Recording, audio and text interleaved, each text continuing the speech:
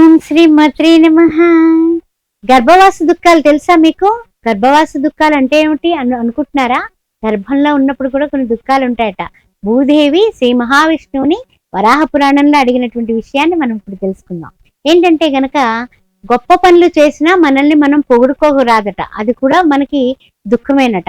కోపం, అహంకారం అవి లేకుండా నిత్యము కూడా దీపారాధన చేసి దైవాన్ని పూజించడం గర్భవాస దుఃఖాల్లో తగ్గడానికి పరిహారంగా పనికొస్తుందట. మనస్సులో అందరినీ కూడా సరిసమానమైనటువంటి గౌరవం ఇవ్వడం అనేది కూడా మంచిదట. ఇంద్రియ నిగ్రహం ఉండడం, కామ, క్రోధ, మద, మోహ, లోభ, మాత్సర్యాలకి లోను కాకుండా సాధ్యమైనంత వరకు కూడా 100% కూడా నిజాయితీగా బ్రతకడానికి ప్రయత్నం చేయడం కూడా ఈ గర్భవాస దుఃఖాల నుంచి మనకి పరిహారాలు. 9 రోజులు కాశీలో నిద్ర చేస్తే ఈ గర్భవాస దుఃఖాలు పోతాయి అంటూ ఉంటారు కదా.